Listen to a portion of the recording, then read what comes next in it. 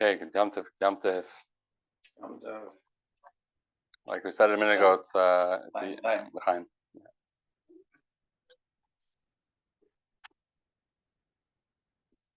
Like we said a minute ago, it's a Yom Tov of Parchava, Bina for Chayvus Anar, and so let's talk about making a lot of money. I want to make a lot of money. I thought that you might. Take it. So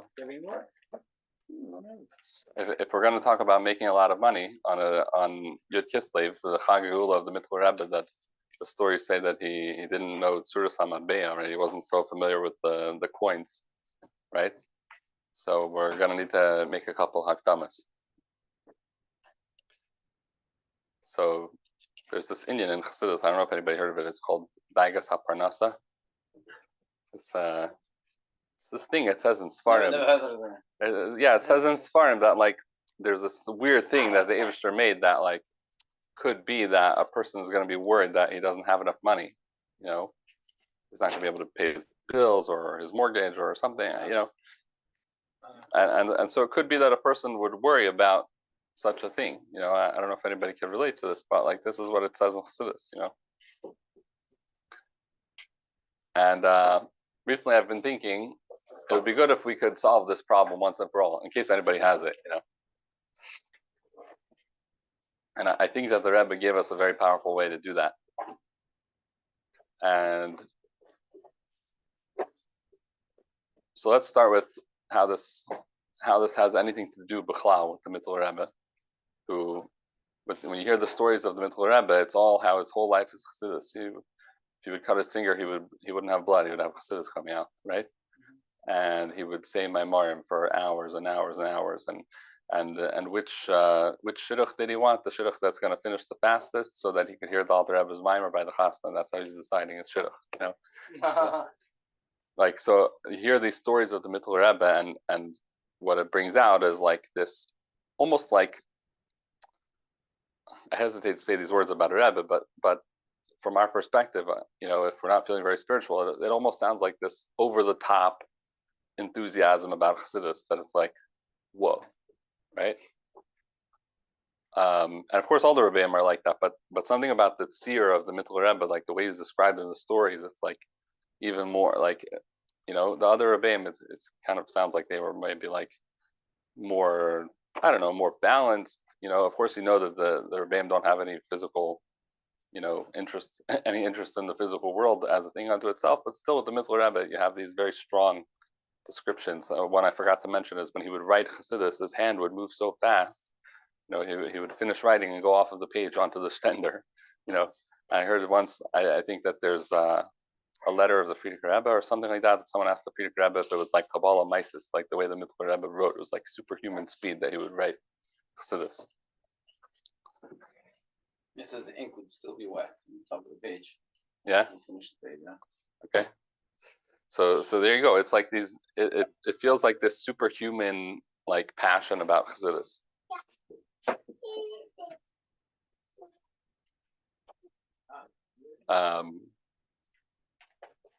At the same time, there are certain stories in Mitzvah Rebbe, like there's a whole thing about how the maybe somebody here knows the details of the history better than me, but Yidden at that time were having a hard time with Parnasa, and the Mittele Rebbe encouraged Chassidim to go work like in the farms. I think like the Mittele Rebbe bought a lot of land in a certain area of Russia, and told Chassidim to colonies. What? Hasidic colonies.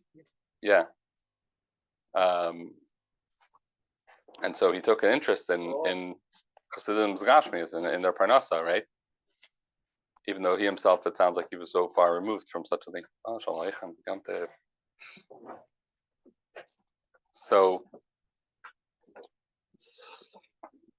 So let's start tying all of this together in a way that like the title. Sharon asked me for a title of Farbrengen. So I forgot what the Maskana was, but the point was, let's learn to feel our Gashmius as nothing other than Ruchnius for real. You know?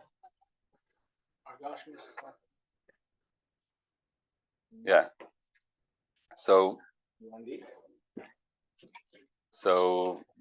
the Rebbe says about the Mittele Rebbe, the Sicha of Tasser Yud Kislev, Tafshin Yud Aleph. At that time, the Rebbe was Farbrengen very stark about his Chassidus to the Frierdiker Rebbe, even after Yud Shvat, even after the Frierdiker Rebbe was no longer seen. And so the Rebbe was talking about learning the Mittele Rebbe, about the Mittele Rebbe, and learning the Mittele Rebbe's Maimarim.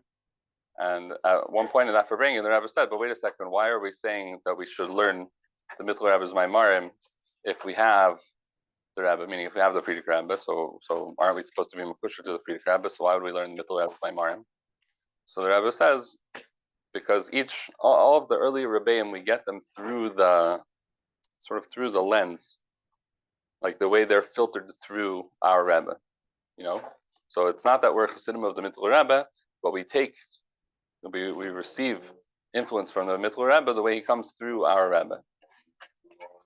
So on that note, a sicha that I love is the sicha of Vayetze Tafshin and Beis. Sorry, can I just understand what you said? Yeah. Meaning, I didn't fully understand. Meaning, if we're learning the Rebbe's sicha, that's sort of learning the Rebbe's Mittele Rebbe through the lens of the Rebbe. Is that what we're saying? Yeah. Meaning, so therefore, do we not need to learn the Mittele Rebbe's? Meaning, we're learning the Mittele Rebbe's to learn the Rebbe's. So I think no, the Rebbe says even to learn the Mittele Rebbe's Maimarim, but why would we learn the Mittele Rebbe's Maimarim? Is that there's a way of receiving what the Mittele Rebbe is saying through the lens of our Rebbe. Does that make sense? So we're learning the Mittele Rebbe's Maimarim, but we have a lens because of the Rebbe. Yeah, in other words, you're not becoming a chassid of the Mittele Rebbe as the Chassidim of the Mittele Rebbe were, right? Yeah. You're a chassid of the Rebbe, and yeah, there's something that learning the Mittele Rebbe's Chassidus will add to you as a chassid of the Rebbe in Dor HaShvi. You know what I mean? Yeah. An example of this that one mashpia that I had in yeshiva said was, like, take the Rebbe Maharash, right? And every time you think of the Rebbe Maharash, you think of the words L'chachila Rebbe, right? But how did that work? Is that if you go through Maimarim of the Rebbe Maharash, are you going to see like every Maimar the Rebbe Maharash is saying L'chachila Rebbe, L'chachila Rebbe, L'chachila Rebbe? You're not. It's like something that it says in the Frierdiker Rebbe's letters that the Rebbe Maharash said to someone. Yeah, I think it's like one letter. Yeah. With the side point. Yeah. One letter, that's what? That he said L'chachila Rebbe. Meaning, we know the Rebbe Maharash is L'chachila Rebbe. That was like his thing.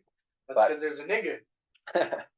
But the reality, it's not necessarily seen as that when you look at his actual work and him.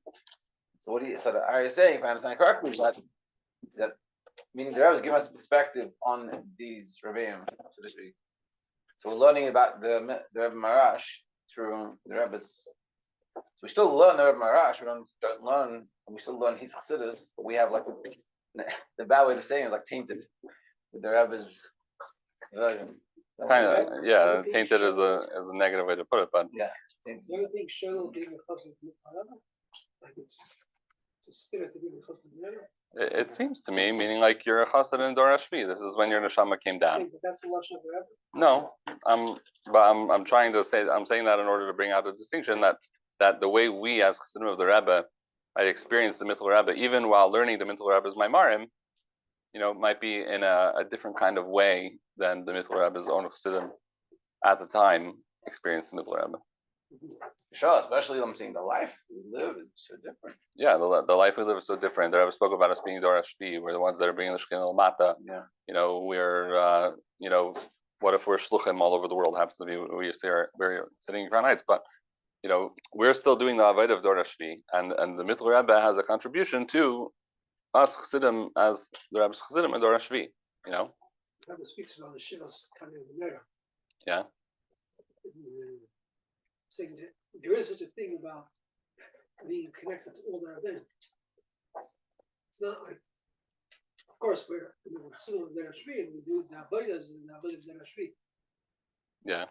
It's all interconnected. Okay. I'd have to see what you're saying, but I think it's not a stira. Meaning, this is something that Rebbe said that we do learn the Mittele Rebbe's Maimarim, but we get them through the lens of the Rebbe. Does it seem so for this time? Yeah, I think so. And I think as we go, Psychologically, you would think about, you would read this mimer, and you would think very differently about the world if you lived in a shtetl in Nowheresville in Europe right, in like 1750, as opposed to if you live in Brooklyn in 2024. right, yeah, exactly. Alright, Even if that were the only difference, that alone would be a huge difference, you know. So yeah, 100%. Yeah, exactly. I know, I'm agreeing with you 100%. did you I'm trying to like picture it like the Mamish, like you learn any other Rebbe's Maimers or whatever, and then you saw it in the Rebbe's lens, like learning Ranat, whatever, like you're learning it, you're reading it, so how do you see that it does come to the Rebbe? Well, I think the examples that I'm going to share you'll see very clearly. But even let's take a simple example. Let's say you learn the Mittele Rebbe's Part of Shalom. You know, basically every mimer of the Rebbe of Tess and Yud Kislev, like almost all of them are Part of Shalom, and they're Part of Shalom that's used on the Mittele Rebbe's Part of Shalom. In other words, the Rebbe's Part of Shalom mimer are quoting from the Mittele Rebbe's Part of Shalom mimer, and the Rebbe is saying some kind of chiddush on top of it. Right. Okay. You know what I mean? That I get, but let's say you learn the original. Yeah. So I think you're naturally going to combine it. You're naturally going to combine it with things that you learn from the Rebbe, right? Like if you have a bunch of stuff in your head that's the way the Rebbe taught it to you, and the way you experience life, and the way you experience Chassidus based on what the Rebbe taught you, and okay, so it sounds like not by itself, but also with the words of the Rebbe. Yeah. That he added and explained later on. Yeah. Whereas the Chassidim of the Mittele Rebbe only had the Chassidus of the Alter Rebbe and the Chassidus of the Mittele Rebbe, and they lived in a different time. You know, you start putting it all together, you realize like it's going to be a different experience. You know, even if you don't intentionally try to make it a different experience, it's already going to be a different experience. Yeah, l'chaim. I am. Take a little more. So even if you don't intentionally try to make it a different experience, it's going to end up being a different experience, right? How much more so if you think like me and you think in the way that I'm going to share? Yeah, l'chaim. So yeah, l'chaim. Talking about Shafa. So I think you'll see from what I'm about to share, it's a very Dorashmi way of experiencing the Mittele Rebbe. And it doesn't mean that the Mittele Rebbe also didn't have that, but I think it's still, I'm going to combine some ideas of the Rebbe and Mittele Rebbe, whatever, and I think we'll get a very Dorashmi type of experience of the Mittele Rebbe. So,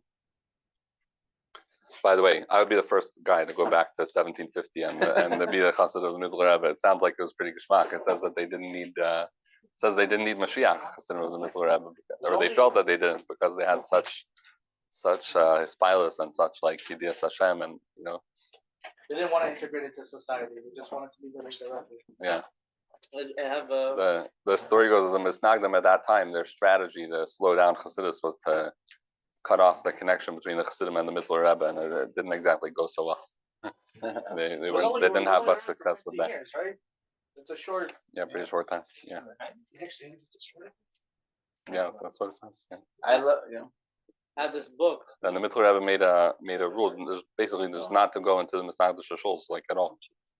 The Misnagdim didn't want them the Chassidim at their shuls, so it kind of worked. Yeah. It was a very divisive time. Yeah, the next door it already. I mean, the truth is, I think it's the Mittele Rebbe met. No, remind me. Yeah. No. Rabbi Kiva Eger. Yeah. There was a meeting between the Mittele Rebbe and Rabbi Kiva Eger. And the way I heard in yeshiva is they say that on that day Chassidim found out that the Misnagdim also have tzaddikim, and the Misnagdim found out that the Chassidim also have goyim. Something along those lines. That's what I heard. I heard the reason why why he separated and he said the Chassidim shouldn't have any contact with Misnagdim. Because Misnagdim give them such a hard time. So if you separate them, then they can't annoy you. Right. But like you said, they would go they wouldn't let them in the shul, so they'd sit behind the shul, listen to ladies, start chatting with them. So if you just don't daven, then they can't do that to you. It took away the power. Right. I have this book. It's in Hebrew. It's called think the Kfar of Lubavitch basically goes to the history, even before the Baal Shem Tov. And I remember something, I know Meduyok been a while, but by the time the Mittele Rebbe, people just want to come, Chassidus. So he made like 10 rules, who can come, how, and etc. Right. I found it like, because it was overwhelming, it was a small shtetl. Everybody come for a week or two, and it's like, Right. overwhelming. So Right. it was 10 rules Right. for adults and buffering, I think. Right. One of them, I think, was they had to teach the Maimar of the Mitzvah Rebbe, like on the way back, like you had the Chazar. Yeah, it was something about the people who know. See, so we in Dorish Shvi, we're not doing that. We're not going around Yeah. teaching the Mitzvah Rebbe's Maimar. Maybe we should reinstate that takana. Can you imagine the Rebbe did it for? The Rebbe did. Well, for Tishrei, not. No, Tishrei, but the Rebbe did it every week. No, I'm talking about like the limitation, who can come and when. Like imagine, the Right. Rebbe was like no limitation. Like Right. Baruch Hashem saying we have for nights, we had a Right. lot of people were able to host. Right. Yeah. It was a different. Right. It used to be there was a lot of like rules and like structure to Chassidus to make sure it was done like exactly right, and it seems like the Rebbe took a lot of that away and said we need to just get everybody Baruch involved. Hashem, also the physical was more abundant. Baruch Hashem, Yeah. But between the two. Are those rules written down anywhere? I'm kind of curious. What does that mean? It's in that book. I don't know where. I don't remember where they took it from. Of the Mittele Rebbe specifically. Yeah. So whatever you just mentioned. It seems like you have to gather from. I don't know if there's like one place. I'm not sure.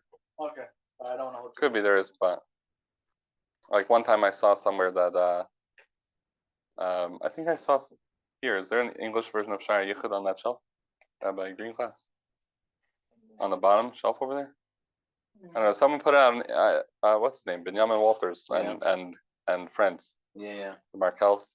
They put out like an English version of Shire Yichud. So they put on the back a quote from I think from the Friedrich Rebbe that says that it used to be that before Chassidim would hear the Maimarim of their Rebbe, they had to like have a certain like idea of Seder Shtalshalis, which is basically what's explained in Shire Yichud. It just is a straight explaining Seder Shtalshalis. Like Imagine not being allowed to nothing on the Farbrengen to parsha. get tested on Yeah. at the entrance. Exactly. Even this, right? So yeah, so it was structured differently, you know. There's a lot more rules and you know, making sure that it was done just right. And we could also make sure that it's done just right, but it's done in a different way without all the you can't come here if not kind of thing. Anyway, In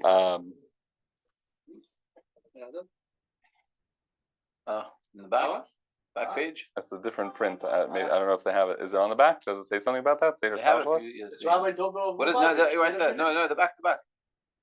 What does it say? No, right on the Backpack, yeah. Let's show you on the Here, let me see. That's it. Let me see it. We should have this like on the shelf back here, like for the video. Yeah, here. In former generations, young men were not admitted to hear discourses being delivered by the Rebbe of their generation. They first had to be familiar, at least with the Seder Shtalshalis, at least to know all of its stations. This is what the Mittele Rebbe's Shire Yichud is all about. It explains the nature of Hisbonenus, contemplation, and also the themes upon which one should meditate. That's a quote from the Likutei Devarim. When the Rebbe Rayatz was talking about the Mittele Rebbe. Yeah, I don't know if that means you had to dafka learn it from Shire Yichud. Maybe there's other Maimarim like Pasach Eliyahu or other things that also give you a picture of Seder Shtalshalis. But Yeah. Oh, is Pasach Eliyahu considered a mimer? That makes sense, I guess. why not? It's No, a Maimer no, in the no, Torah it's a Parshas David. Vayera. There's a mimer on. Oh. Yeah. Also, the Rebbe's Chassidus was more down to earth. It was not about Shtalshalos and in Mamorim or the old Mamorim, it's like learning. I have the opposite of those, like psychology. It's like lehovin mouse this and this. It's Take that very off the deep. recording. The Rebbe's Sicha said it's like Yeah. it's mamish. There's some He and brought some. it down to us. It's not like we need the prior knowledge. Yeah. You know, Sicha everybody can relate. You go to a Chabad and somebody comes in, he doesn't know anything. Well, Right. okay, well, let's open the Sicha, let's learn, you know? Right. I think the Rebbe also brought it up to Atzmus, which also ends up bringing it down to us. Yeah, he knew, So- yeah. Yeah, 100%. I'm sure there are my Marmaz Rebbe that could Seder Shtalshalis you out also. If I just Yeah, turned I just turned Seder Shtalshalis into a verb. I never learned or see, but I'm not. I'm sure I not surprised. I'm sure I could find a couple. Yeah, challenge me. Put you to work. So anyway, so I want to share a little bit from the Sikha of Vayetze Tavshin and Beis, which this year obviously we're Parshas Vayishlach, but that year the Kvius was that Yud Kislev came out Parshas Vayetze,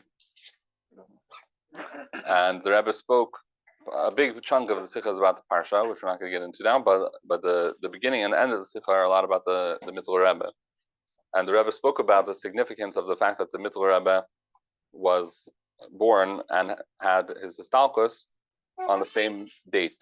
What's the spiritual significance of that? Obviously, everything by Nasi is by Hashgacha Pratis. Everyone. And by everyone, but the Rebbe says this thing it's especially mudgash by Nasi Ador, which is interesting because it's Saka by everyone. What does it mean? It's mudgash, but maybe it means it's just it's extra obvious. It's extra easy to learn out what the intent behind it is. Maybe that's how I kind of understand it. So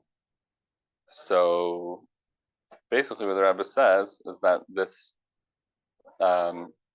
idea of having the birthday and the Yom Elul on the same day, which we also find by the Avyos and Mittele Rebbe. Although the Avyos, I don't think we know the dates, but the Rebbe brings a Maimar Chazal that says about Chodesh Nisan that they were born and passed away in Chodesh Nisan. And Mittele Rebbe, of course, has Zayin Adar. So the Rebbe asks, what is the significance of that experience, and explains that it's basically the idea that a tzaddik, his life is not Gashmius, his life is Ruchnius. Right? The Rebbe brings from Igeres HaKodesh, Chav Zayin, it talks about how to relate to a Rebbe after he passes away, right, or after his talkus, how his life is not a physical life; it's a spiritual life of Emunah and Ava and Yira. Right, so we know that his life is not a physical life, but his physicality is such, he's so refined that his Gashmius is nothing other than an expression of his Ruchnius, his Gashmius is like a merkava to his Ruchnius. It's a direct reflection. It's not coincidental. It's his Gashmius is his Ruchnius flowing through. Does that make sense? Yeah. And like we said, even though all the Rebbeim have that quality, of course all the Rebbeim have no Gashmius going on as a thing unto itself, but by the Mittele Rebbe, like we said, there's a certain emphasis. It's revealed. It's very open. The stories, like we said before, are very striking. That clearly the Mittele Rebbe had nothing going on besides Ruchnius, and if he was getting involved in Gashmius, then that was also Ruchnius. For example, if you could imagine yourself being the Mittele Rebbe, if you could try to imagine such a thing, you can imagine that your experience of money. I want to ground this whole discussion in money because I feel like it makes it very tangible. So if you could imagine how the Mittele Rebbe experienced money, it was probably very different than how you and I experienced money. Even us helping another yid with parnasa, we probably experienced that in a much more physical way than the way the Mittele Rebbe experienced it. Not probably, definitely. So the excitement of winning the lottery or having a great business deal and making $500,000, let's say, in one day. There's thanking Hashem, there's thinking about the tzedakah you're going to do, there's all those things, but there's still a natural excitement that now you made this money. Right. You have this money, whereas for the Mittele Rebbe, literally, money is just a hamshaka, bracha. Yeah. Thinking about the actual, what it is. Yeah. Well, thank you. Yeah, there's not, for us, exactly, there would be a bit of the Nefesh Bahamas excitement mixed in, and that's fine. It's not the end of the world. That's our job, unless we're doing the avodah of becoming a tzaddik, then that's fine. There's nothing bad. It's just a certain limitation. It's a certain way of experiencing it. Whereas the Mittele Rebbe or any of the Rebbeim, would experience it in a very different way, with a completely Nefesh Bahamas free way. And by the Mittele Rebbe, it's particularly emphasized. Just to draw a contrast, even though I'm getting into risky territory over here, comparing and contrasting the Rebbeim, but the Rebbe Maharash, this is totally my own thoughts, completely there. After you can throw tomatoes at me, whatever you want. But the Rebbe, yeah, that's fine. Just to warn me first, so I can take off my kapata. So the Rebbe Maharash, right? There was a tekufa that people thought the Rebbe Maharash was this businessman. He's the youngest brother. He's a business. He's not so into the learning and whatever. It didn't occur to people that the Rebbe Maharash was. No? Yeah. He was very secretive at first about his learning and his sitkos, and there's brother. No, the Rebbe Maharash himself. He was the youngest Oh, brother of the Yeah. Orthodox kid. oh, so he was an Easter. Yeah, exactly, and he was known for doing business. Like people thought he's like the youngest brother, and he does business. He's not the next Rebbe. It'd be like if George Orr turned out to be this amazing big chacham. Yeah, exactly. It's like if George Rohr starts saying Maimarim or something. Yeah. So so the Rebbe Maharash, and in that Tekufah of his life at least, it wasn't so obvious that his whole Metzius was only Ruchnius and whatever. That came out later. So but by Mittele Rebbe it was clear, like his entire life, like that's who he is, and that's the only thing that he is. And You know, bring more chairs up.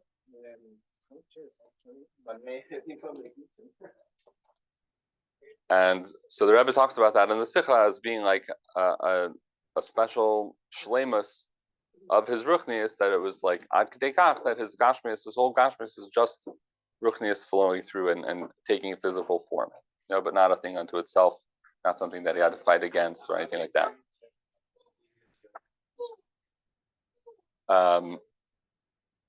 And in the end of the Sikha, the Rebbe encourages us to learn from that and to take that as a role model of how we can be, even if whether or not we're going to make it to that extent, but to go in that direction, and to strive to be that kind of a person. Oh, sorry, I spaced out. What was the direction?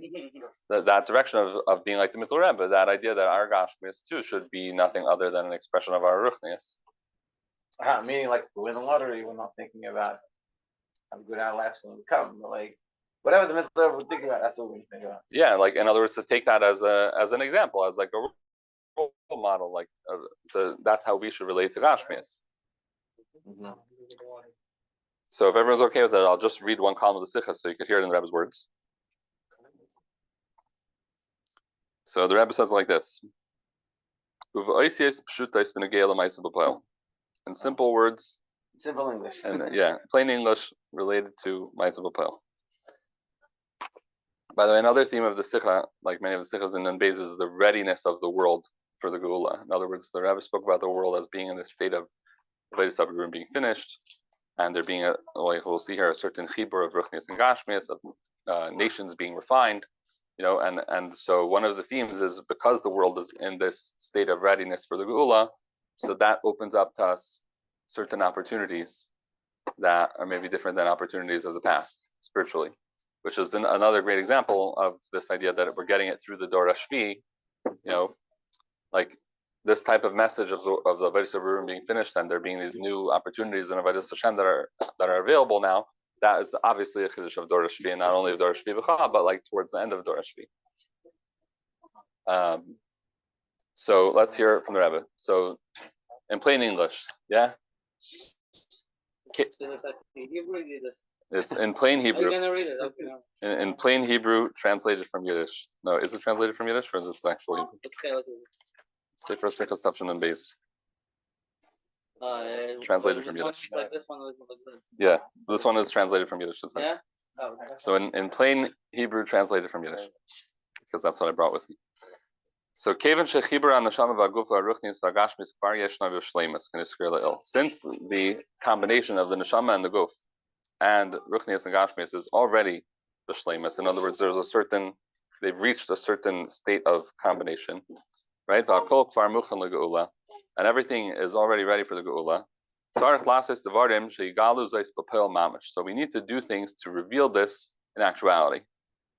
Here, so we're saying there's a certain spiritual state that the world is in of Ruchnius and Gashmius being very connected, and being that that's the case, we should act to reveal that. We should act to make that more obvious, more apparent, more in actuality. Yeah. So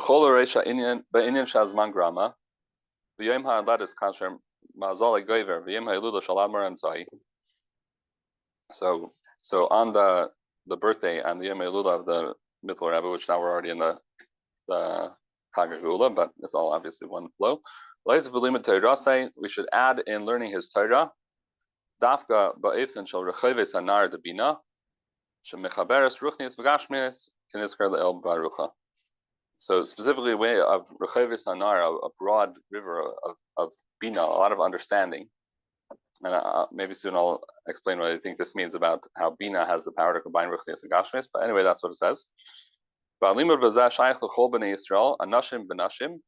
And this instruction is for all Jewish people, men and women. I noticed it doesn't say taf. I tried to offer to give a Mittele Rebbe Maimer shir to the second grade class today in Ocean Parkway, and the teacher said it wasn't a good idea, but whatever. So I noticed that it doesn't say taf over here. Interesting. Anyway, Anashim v'Nashim kim duber kam apamim shalim Chassidus v'Pazos me'amas chutz l'shayach v'pashas gam l'sheiv b'nei Yisrael. So we could do this for the women also. Especially because learning Chassidus brings Mashiach, so obviously it's for every Jew. And learning is great when it brings to action. To bring this into our action and our avodah.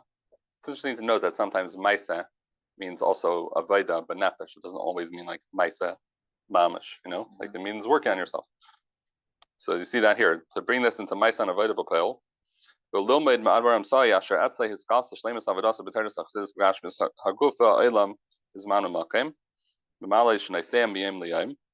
to learn from the Mittele Rebbe that by him it was revealed the shleimus of his avodah and Torah and Chassidus in the Gashmius of the body and the world, right? And Mamalish Nesem Yem Liam is referring to the fact that his birthday and his Yom Elul are the same day. This is the really practical part. That by each and every one of us, there should be a special effort, levate ulegales as a ruchnius, to express and to reveal our ruchnius v'chasidishkeit shalei begashmius shalei.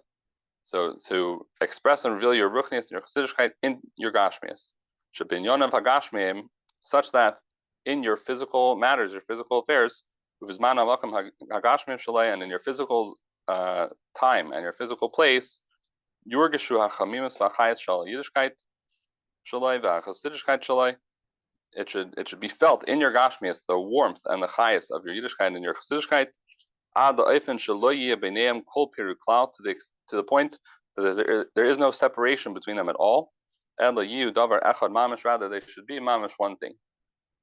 In other words, not just try a little bit to try to make your gashmius a little more spiritual, but it should be felt in your gashmius that this is nothing other than ruchnius. Your gashmius and your ruchnius, it's one thing. And that is what we're describing this whole time as the state of the Mittele Rebbe. Now, it doesn't say here we're going to get to the level of the Mittele Rebbe, but still, the Rebbe is instructing us to move in that direction, and it really sounds like empowering us quite a lot to actually reach quite a high level of that. That there's no period between them at all. Yeah, everybody with me? Maybe we should sing a niggun and you'll explain a little bit. Sure. This looks like. Is this text also available on chabad.org? I want to see if we can follow along. That was all that I was planning on reading. You can take a look at it if you want. It's this column right here. Thank you, sir. Yeah, I know I was pushing it with reading that much. Oh yeah,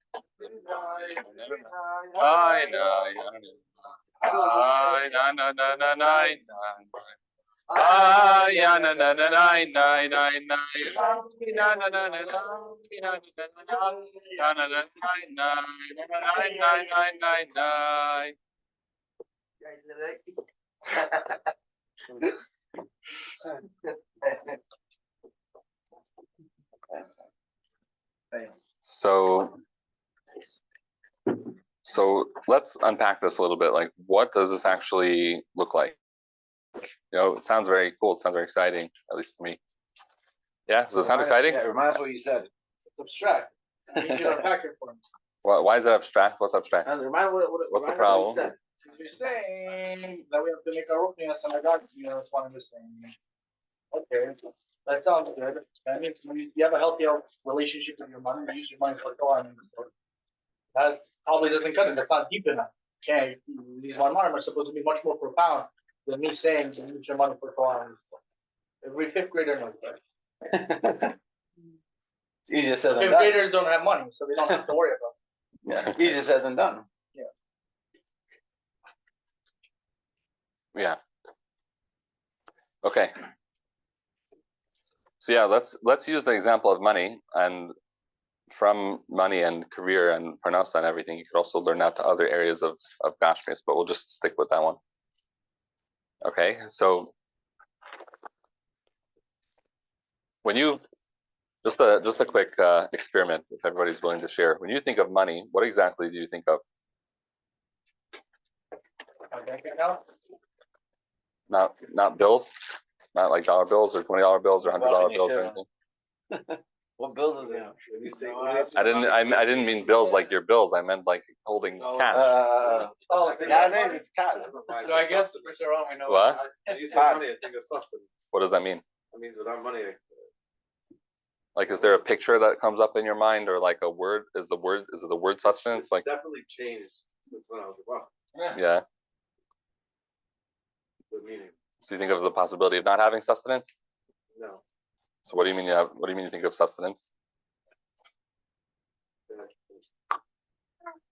You earn money, you live. I'm saying you rely on it to live. What does it mean to live?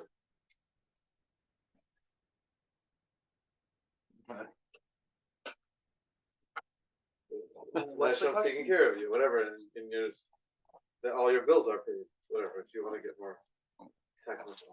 Right. It means to live like always bills paid. No, it means that I don't have to worry about the fact that I may not have tomorrow.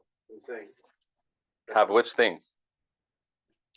I'm saying Saying good. Physical things. Like your Let's go house. Easy. Let's go easy. Food. Food, house, clothing, whatever friend. Yeah. Okay. When you think of a lot of money, what do you think of? Mansion. Like an extra. All of us? Any of us? Yeah, so he's asking you, what do you think? We put him in the hot seat first, but I want to hear from you also. Okay. When you think of a lot of money, what do you think of? No stress. Right. Okay. Like the feeling in your body of not feeling stressed. That it's the idea of being stressed out for us, so that feeling is not going to exist. It's just freedom. Okay. I'm just bringing the reason why I'm asking this is kind of just for fun to just notice like what's going on benefesh, is like for me, like I just think of the picture of my bank app on my phone and whether the number is a high number or a low number. Like that's what I think of, like the picture of my app. That's what I think of in my mind when I think of high amounts of money, low amounts of money. High. What? Well, he said nothing. Yeah, I said Yeah. high or low relative to what? Whatever my hasagos are at that particular time. But it also depends if you're getting paid the same amount every week, as opposed to a week you think that it fluctuates. Yeah. It's just interesting to notice how we're just saying the word money, but everyone is picturing or experiencing something different. Like, do you think of a picture of an app on your phone? Do you think of cash? Do you think of a feeling? Like, what do you think of? I think of money. So funny. Like that's what's weird. Nothing really like comes up. Yeah, for now. Something like I don't know. It's funny. Like I don't. Non-existence. Yeah. Having a lot of money, think of like a mansion. A house. Yeah. Or like some money, enough money. Yeah, it's not. I don't know why. Just like being able to just spend. Like not thinking. Yeah. Any other volunteers? Like, what just happens in your mind when we talk about money? Is it a picture? Is it a feeling? Is it a? When you say the word money, what is it? What do you think? Few things. No, tell us. The Mittele Rebbe wants to know. I mean, in what way are we talking about money? Because When you say money, what comes in your head? That's the first thing. What's association? pure Pure association. I'm able to save up from work and get a best little simcha from the paycheck and able to spend on a few things I want to get. Nice. Okay. And I hope I could. Does everybody have something, even if you don't want to share it? Are you aware of like what you think of when you think of money? Okay, sure. Yeah, you have something. Everybody has something. Okay. So what if we make it a lot of money? Does the picture or the feeling or whatever it is, does it change? Yeah, Yeah. that's the same. Same? That's cool. Can you share with us? Do you already have a lot of money? No, the thing is, whether you have a lot of money, you have less money, you still have some anxiety, you still have some worries, because the more you collect, the more you are worried to have. And when you have money, you can use depending on what's your mind is. If you think about just the money, you think about how you're investing it. If you're investing in Gashmius, you have to worry about more things. But if you think about then if you're doing mitzvahs or doing tzedakah or something else, if you think about the amount of how much you're giving, and then that's probably my mind it shifts us into the mitzvahs itself instead of just thinking about just the money. So, Okay.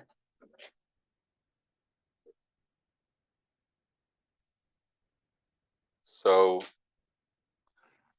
okay, let's do a little bit more of this. Can everybody notice that at sometimes you relate to money in more of a spiritual and Hashem based way, and sometimes you relate to money in a less spiritual and less Hashem based way? What is it? How would you define a spiritual Hashem way? You tell me. That's when you get tzedakah. When you can't afford to get tzedakah, and you get tzedakah. Well, yeah, it seems like when you That's think where about you the go. money with the opportunities to do mitzvahs, whether it's Ulu Nesra, tzedakah, whatever it is, but it's like mitzvah oriented. Yeah, that's what I would think. also, So saying you a more Hashem based way is when you're relating to the money as something you can exchange for mitzvahs. Yeah, meaning even if it's even taking care of your family, but not like, but it's not devoid of the mitzvah. Meaning, It's not just for God. I'm so glad like Hashem gave me all this money. Thank you so much. I can pay for mitzvah Hashem a mortgage or whatever it is. I can use the money for all these things. Right. So you're looking at the money not as like its own separate thing. Connect with Hashem. Yeah, exactly. You can have money.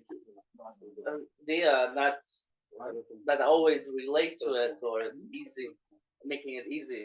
But how much money you have just means how much the Eibishter, I guess, wants to give you, make your existing easier. Right. Who asks for money? It's not what we're asking for. That our existence will be easier, so we can live a life. So saying more money makes things easier. To exist, not to live. What's the difference in existing and living? Saying living like in the philosophical sense. Farbrengen is Farbrengen. And I have a what's the difference between existing and I didn't think I will be the one saying it. Was existing is physical, like you're healthy, you not you worry about your existence, not living. As somebody has tons of money, is their life? Is he? Just look at the other way, like why so many rich people are depressed and even commit suicide. They're like token. That's living. Living. That's opposite, meaning they have so much money, they make their existence easy, but still they don't have a token. They're not meaningful. Like why they're here? Well, why I'm here? Yeah. And you can see the other extreme is in poor countries, their Happy. their anxiety, their stress is way down because they're always well, that's all you can explain. They're preoccupied with okay, I need to live. But like why do we need money? Have a house, okay, that means what? Yeah. So I can live, okay. I mean, exist so comfortable I can sleep at night. Right. Have a family. Right. But that existence is what to serve Hashem. Right. So you want more money or you have a bigger money, it just means okay, you have an easier life, existence. Yeah. Serve Hashem. Yeah. So I want to first of all thank you for sharing that. If I could pick on you for a second. So that is basically what you're saying is money is a means of making life easier, not life in the deeper sense, but just facilitating, like you said, survival, right? Making it easier. So more money means more ease. Less money means less ease, right? I just want to point out that's like a certain way of relating to money. It's like a certain interpretation of money. Right. No, I'm saying it from the spiritual way, or like you were saying, mitzvahs, do more mitzvahs or whatever. But there's also, in a way, it's more. I don't know, maybe not spiritual, but deeper. Also spiritual because you're asking Hashem, make it easy for me to serve you. Yeah. If it's hard for me to pay, God forbid, the bills, mortgage, cars, whatever. Right. You feel this sense of like. Right. I'm just trying to, like, saying another perspective of spirituality. Yeah. Of course, at the end of the day, it's hard, and you want this, you like this, Yeah. Okay. Does everyone have from this discussion a little bit of awareness of like how you personally think of money, like how you think of what it would mean to have more money, how you think of what it would mean to have less money? Sometimes money is something that we use for safety. Sometimes it's something that we use for ease, right? Sometimes it's something that we use in exchange for a mitzvah, right? You know what I'm saying? There's different ways of sort of thinking about what money is, what it would mean to have more of it, what it would mean to have less of it, right? Like what would it mean if I suddenly lost $5,000 because of something that came up, right? That could be scary, right? Been there, done that. So if we're I really want to like bring this out like close to our experience, like if we are consciously or subconsciously relating to money as safety, right? When I have a certain amount of money, I have a certain amount of safety. So then losing money suddenly, or the possibility of losing money by going into a certain business or making a certain investment or whatever, right? I'm going to feel like I'm risking my safety. Right. You know what I'm saying? Right. Or I'm going to feel like I'm risking my sense of ease, right? Or whatever it is that we associate money as, we feel like money is providing to us. Okay. Now, maybe this is an area where we'll see the difference between Gashmius and Ruchnius even more clearly. If you suddenly made a determination that your family needs more money, right? What would it naturally occur to you in the first moment of planning how to make more money? What would it naturally occur to you to do? Any volunteers? More. No, I didn't understand the word. Meaning you realize you need to make more money, or you decide you need to make more money. Yeah. Okay. What's the first thing you're gonna think about? Well, I had to gain more money. Yeah. So he said, Yeah. what? See, but if you, it only works with the ability. If you're getting paid the same amount every week, then working more doesn't. So what would you do? See, No, but so he you asked have what two things. comes to your mind. No, what like always you will think. There's two things that Well, it come to depends mind. on what he does for Parnas also. There's two things come to mind. The one is you have to balance Hashem, and the second is you have to find another way of. Right. So I guess in there's some case who It's is not a businessman or inventor or place was. In order to get more money, you'll need to do more hours. That's only technical. If you want to be technical, that's only if you.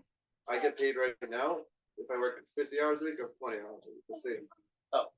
So in a person's situation, me is. So how many hours a week do you work? No, but maybe they. So how many hours a week do you work? What kind of work do you do? I'm a salary. I'm a salary worker. So therefore, No, I figure your salary. after Farbrengen. What's his job gonna right? Yeah. No, so you have. Why after the 1 second? Why after the Farbrengen? He's a very modest person. Chaim. Does it make a difference? No, Yeah, it does. It's very interesting. Because we're trying to say Because if you're saying Farbrengen is Ruchnius, and the work is Gashmius. Exactly. That work out. I work at B&H. Some people there are salary, some people are there hourly. I was speaking to a friend recently who Pasha dreads going to work. Loves Yiddishkeit, dreads going to work. Another feeling. Well, and so we had a nice long conversation about it, and I encouraged him that you've got to stop seeing your work as something which is not part of your Yiddishkeit. Who gave you the right to be into Yiddishkeit and not work? Who decided that you should go to work? The Eibishter made that we should go to work. It's Pasha. If you read the Alter Rebbe Shulchan Aruch, it's clear. Like be'etzem, we should be learning Torah all day, but because we need to earn a parnasa, you stop learning Torah and you go to work. It's built into halacha. It's part of Chachmas Eretz Yisrael Baruch Hu. It's not stam. It's not like the Eibishter made a world for Torah and Avodah, and like, oh, there's a glitch in the system that we have to do this thing called work for a bunch of hours a day. No, even before Tanya, Sha'ar B'tachon talks about it. Sha'ar B'tachon talks about it 100%. Sha'ar B'tachon even talks about how to choose your job. No? Sha'ar B'tachon talks about how to choose your job. I just made a podcast episode about it. Before it talks about how to choose your job, it tells you why you need to work. 100%. First, it tells you the whole thing about trusting in Hashem. Then it says, okay, so if we're trusting in Hashem, why do we need to work? And once we're clear on the fact that we need to work, there's a way to go about choosing your job. And when you look at that properly, if you ask me, like that's actually a big part of this discussion of combining Ruchnius and Gashmius. Until now, we were talking a lot about the actual money, but there's also the part of your day that you're using to earn the money. How do you relate to that, right? Do you relate to that, as Chassidus negates many times, as the actual source of parnasa? Which I think we all have learned enough Chassidus to know that it's not, but we could still, in a moment, we could relate to it sometimes that way, right? Yeah, there's machshava, and then there's how you actually feel. Yeah, So do you relate to it as the source of parnasa?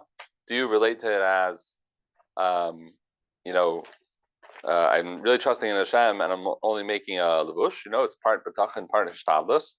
Or do you relate to it in the way which the Rebbe emphasizes, to my knowledge, which is that even the hishtadlus only has power because Hashem said the hishtadlus should have power. In other words, not partly.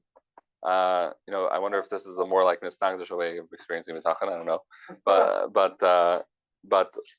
partly Avishur, partly mitachan, partly the world. Hishtadlus. And so it's like these two things. We have to make a balance between our relationship with Abishur and our involvement in the world. The Rebbe points out the truth is it's probably not, even in this Nagdash's farm, it's probably not that way. But what's it called? So the Rebbe emphasizes that even when you're making the levush, you're making the levush because the Abishur said to make a levush, and he doesn't want to send you the bracha without you making the levush, right? Oh. So if we could really relate to that, so it's relating to our job. It's relating to the time of the day that we spend on our job or our business or whatever it is, right? Or if we're shliach, our fundraising, right? Learning to stop experiencing that as something separate from Hashem, meaning like at this part of the day Hashem said to daven, at this part of the day Hashem said to learn, and at this part of the day Hashem said to go to work and to fundraise and to do sales and whatever, And yeah, that's not one of the Taryag mitzvahs, but it's still part of Avodah. It's definitely part of Dir B'Taktainim, right?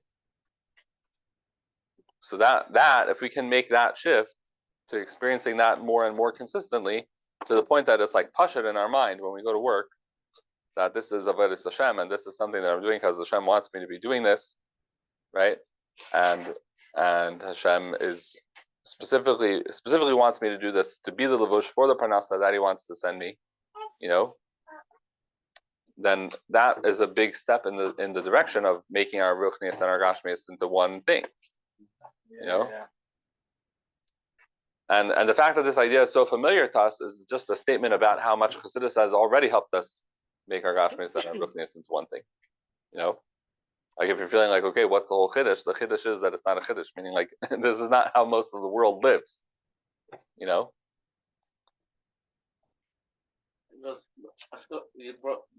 brought up the Shar B'Tochin. Yeah. Just last night started the Chavrusa Shar B'Tochin, and we just learned in the Akdama the first paragraph. And still need to bring it obviously to my like you said, my before is not necessarily doing, but is finding yourself or comprehending. But like you said, it's, and also to tie in with the parnasa is like it says there in a way it's scary or whatever. It's a shayla. I guess he needs Chassidus for this. Like Hashem is gonna give you. He has it's already set, and He gives when you trust Him, when you lean on Him. And the scary part, I guess, is when you don't, then He's like moneh you from trusting Him, and therefore you're not gonna get anything. So last night afterwards, I was like, just the first paragraph is maybe it's like it's like, okay, so He has it. I just need to trust Him, rely on Him, and that's it. Like, okay, so seemingly you have less or not. It's base. I don't know. Like the ball is in His court, or the ball is in. That's how the saying goes. Yeah, the ball is the song. Yeah. Okay. No, my English is not my language. Oh, that's good. But yeah, it's base. I don't know. It's like it was my first night, but first paragraph. I feel like the ball is in Hashem's court and not your court. Well, this is what you should. You're never in control. Right, but if we internalize it, then why worry? Yeah, even me, sometimes we worry. Like, okay, we wanted to. Even if you are. I don't know. I'm not there yet. For some people, learning how to have a healthy relationship with Ishtadlut is like one of the biggest challenges in their Yiddish. Yeah. So what's Ishtadlut? Ishtadlut, I just heard it Shabbos. In a Farbrengen on Shabbos, I was in the middle of davening, but you know, well, it's only because I came late. I wasn't even. Why'd you come late? Yeah, Yeah, I slipped in. Anyway, yeah. Shabbos time. So he's saying, what's Ishtadlus? Making the clean. No, but what's the level? How much koyach you need to put into it? Normal or like a lot? Ask her much. Yeah. No, normal. Why the Ishtadlus needs to be going crazy? You need to do 10 phone calls and work 20 hours a day, you know? Ishtadlus. It seems like what you're saying is that you look at work the same way you look at davening and learning. Not that well, let's be careful because it doesn't. We're not saying it has the kedusha of davening and learning, right? No, yeah. You But- mean it's avoid. I'm guessing. I mean, there's a thing called kedusha. There's a thing called holiness. You know, there is a difference between a mitzvah, let's say, and even eating food l'shem shamayim. There's a difference between eating food l'shem shamayim, let's say, and doing a mitzvah. You know, there's a very clear difference. Yeah. At the same time, there's a time of day when what you're supposed to do is eat food l'shem shamayim. You know, yeah. And there's an avodah of doing taryag mitzvahs, and there's an avodah of being involved in the world l'shem shamayim. Yeah. You know. It seems like what you're saying is that when you work, meaning if you work with the mindset that I'm fulfilling just like when I daven, whatever. Let's say I'm working, I have 8 hours after work, so these 8 hours, I do it. This is like my avodah now, serve the Eibishter, Yeah. So then you're not like you don't have that disconnect. Yeah. In those moments, you're serving Hashem. And just as much as in the moment of davening, you're serving Hashem with davening. In the moment of working for your parnasa, you're serving Hashem by working for your parnasa. And you know that the work for your parnasa is not what's generating the parnasa. You know that this is something that Hashem asked you to do so that He could deliver to you your parnasa that He set up on Rosh Hashanah and Rosh Chodesh and B'chol Adam Nidan, B'chol Yom, right? And all that. He asked you to set up a non-miraculous way in the world for you to receive the parnasa, to do something of value to other people in the world, such that they should want to pay you. You know. Yeah. And all of that, as challenging as that could be, and stressful, and my boss and the donor and the big client and all of that stuff, none of that stops it from being just a levush for Ruchnius. You know, and to actually experience it that way. More and more. You have to have kavanah even when you're working. Yeah. In other words, I'm not less connected to Hashem when I'm working than I am when I'm learning. Let's say. I'm just trying to picture myself tomorrow morning. Putting on your girdle. No, like you're going to shul. It's like, okay, I'm going to shul, right? I'm gonna get tomorrow morning this on my way out, stepping out outside the door, closing the door. I'm like, I'm going to work. Like. The happy, obviously. I'm going to shul, but I'm going to work. I think it's more complicated. I'm gonna try to. Because of the work you're doing, sometimes you have breaks throughout the day. Yeah. And during those breaks, if you're not actively actually doing anything with your work, you can't count it as a technically you're doing the avodah of working. That time you need to be using for if you have the time available. You have to be using for learning or things like that. Yeah, or taking a break, but each. So I would answer 100%. I would say that each moment is a moment to itself. I want to mix in some more of the sikhs of the Na'af and Beis to bring up some more interesting stuff that will also add to the Doresh Venus of all this. So there's a sikha of Pinchas from the Na'af. It's not the only place, but there's a sikha in Teres Shalom also. But and the other places where there's this idea of being a panimi, and a panimi and Vassar are like the Gansen, right? And the Rebbe emphasizes very strongly in that sikha of Pinchas and Aleph how like each moment the Eibusher created that moment. Can you explain what a panimi is? I am. Each moment the Eivishter created that moment, right? Hashem is creating the world at every single moment, and Be'etzem, the world should really stop existing. In the same way that a rock is flown through the air, really it should stop flying. And the only reason why it keeps flying is because it still has the Kayach HaZrika that's actively keeping it going. But if not for that, it would fall to the ground, right? And so the existence of the world is the same way. The world really should fall out of existence right now. And the only reason it's not falling out of existence right now is because the Eibishter's Mahava B'chol Rega.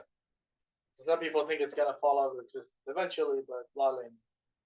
Yeah, that's a different. It's not a different svara. Yeah. Not. They think that the universe is gonna contract, or like whatever the scientific things are. But we're talking about that the nature of the universe is really that it shouldn't be, and that it only is because there's a force from the Creator that is making it.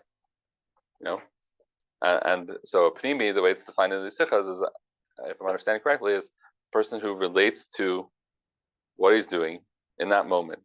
You know, the Sicha and Torah Shalom, the story goes that the Chassidim were singing a mimer niggin, like a hachana for a mimer, and they were I guess they were more excited for the mimer than for the niggin.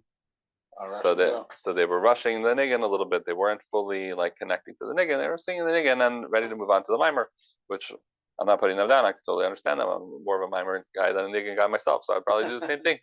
You know, so so we're not thinking that we're putting them down, you know.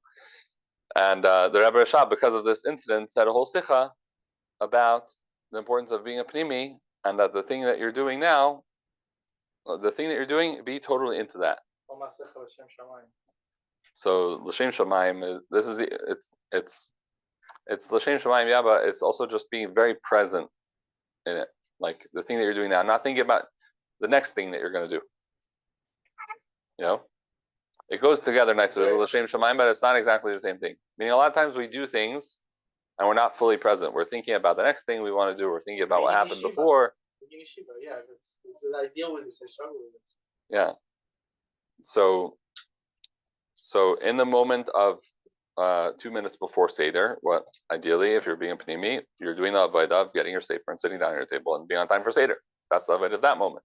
And the next moment, the avodah of the learning begins. You know, and each Seder is a Hagbala Asmis, meaning it's not just a schedule that somebody happened to make. It's like a Ruchnius thing that from this time to this time, the avodah is to learn Gemara Le'iyun, and from this time to this time, it's to learn Gemara Le'Girsan. From this time to this time, it's to learn Halacha, and that's what David wants at that moment. And that's what you're doing at that moment, and that's what you should fully put your Machshava, Dibur, Maisa all together into one thing at that moment. That's the idea of a pnimi. The way it's explained in these places. So at the moment that you're taking a break, you're taking a break. At the moment you're working, you're working. It doesn't change anything about the moments that you're working. Sometimes some days for myself, I could be without an hour without doing it. So what I mean to say is that during that hour, instead of just wasting time, use it for. Yeah, we're not talking about wasting time. We're talking about the experience of the work when you are working. The times that you're not working, you have a break or whatever, it's a different thing. If it's a time that's available for learning, then sure. But I'm talking about when you are involved in the Gashmius, what that experience could be like. Does that become this thing that you kind of like experience that as something separate from Hashem, and you kind of could forget about Hashem at that time, or you know? Or are you fully connected to Hashem, and it just happens to be that at that moment I'm doing more of a physical thing, but it's almost like technical, you know? Right. But it seems like, what everyone said it's like about the outcome of the work. Like it's the money that you can, like people were saying, you can buy, do different mitzvah. Yeah. But I think the actual work itself, like what we're talking about, but it's hard to relate to that. In and of itself, a valuable experience to be in the moment. Yeah, meaning it seems like what we've sort of been taught is the work is a means to an end, whereas what you're saying, or what we're learning from the Sikha is that the work itself is the end, meaning doing the work properly. It's both. So which one? It's for sure the second one. The question is, No, it's both. Is it? The Yeah. avoida meaning- is yeah. to work, and that's a means to get money, and that's a means to buy food. That's not but that. like, how do you, in the moment, right? Like when you relate to it, What do you mean? Meaning, I mean, you say you're doing your job. yeah, you're doing your job. When you're doing your job for a lot of people, you get very much into the job, and that's what you're thinking about. You're not thinking about Hashem at every moment. I mean, closer can tell you to the Alter Rebbe says every hour you should think about Hashem. So with the job, it's even harder, right? It's not like it's one thing to say you should think about Hashem. Okay, maybe you can do that in the beginning of the day, but to actually experience every moment like that, number one is hard, and number two is that even like I think it demands more explanation. I'm like, okay, how is it in and of itself a valuable experience in which Hashem is to be found, and not merely a means to an end? Sure. I think we said a little bit of it already, but we can hash it out. Can I ask you before I say a drasha about it though? Like, would you share like what is the difficulty? Meaning, like, what are you experiencing instead of that? Well, I think there's two parts. One is just kind of like what Sharon said is like kind of what we've been taught. Is like it's kind of a means to an end. Oh, you're in an office. Well, you can do shlichus there. You can talk to Yidden, or you can give tzedakah. There's just like a conversation that's held around work as always being about a means to an end or having some sort of other impact than the actual job. Right. And the second part is, well, when you're doing that job, it's actually most of the time distracting, either because of the money aspect, if I'm going to get the money or not. And even if you are going to get the money, you're thinking like, what if you're an accountant, you're thinking about the numbers. If you're a lawyer, you're thinking about the law. Right. If you're a mechanic, you're thinking about the car parts. You're not thinking about Hashem, even as he is really. Right. Malubash and the law and Allah. Right. Okay. Could we say that there's a similar challenge with regard to food? Sure, yeah. And what would be the answer with regard to food? I think it's the same question. What would be the answer? I don't know. Okay. I think with regard to food, the answer would be like, yeah, for sure. When you sit down to eat food, there's the possibility of taiva, there's the possibility of stress eating, there's the possibility of all kinds of experiences when it comes to food. And food is a great way to, just it definitely provides opportunity to just get absorbed in it and forget about Hashem. Right? And the answer is, first of all, it's a mindset that you have to take on about food. Right? Like, how do I see food? By the way, this fits in perfectly because even though I was talking a lot about money, we're talking about combining Ruchnius and Gashmius, not only money. So food is a perfectly valid example to jump into also. It's the same idea. Meaning like there's a physical way of experiencing food, right? And there's a godly way of experiencing food. And like being sick for the food, there's one answer which is okay, you get the energy from the food and you can serve Hashem. But again, that's kind of a means to an end again. The eating itself, they both experience the same problem, which seems to be that is like you're saying, like a glitch in the system. Hashem programmed us that in order to get the end, we have to do this means. right. But if you're telling us that the means is actually holy in of itself, which it is, because Hashem made it that way. Right. As I said in last week's part, it's the reason most people work. Hashem wants us to work. Right. Right. Then I think the point being, it is a struggle to find how the work of the food is valuable in of itself, and not just the means. And how can we find? Yeah, when it it's a comes to struggle and it's an avodah. It's a way in which to work on ourselves. I think what he's what's trying to bring what's up. the What is the avodah? why is Hashem to be found in the work itself, or the eating itself? Well, I think In what way is he there? well, even what you just said, like the idea that clearly he wants it, right? Like we see clearly that he wants it, right? We're not supposed to fast every day. We're not supposed to not have a job, right? Right. So he wants it. So it's his kavana. So even just that, even just to actually connect, before I eat, let's start with before, okay? Before I eat, or before I learn Gemara, right? Or before I go to work, to actually, whether you want to call it hisbonenus, whether you want to call it mindset, but to put myself in that mental and emotional space where I am recognizing this as something that Hashem wants me to do. You know what I mean? How, in a way, how is different than checking the luminous?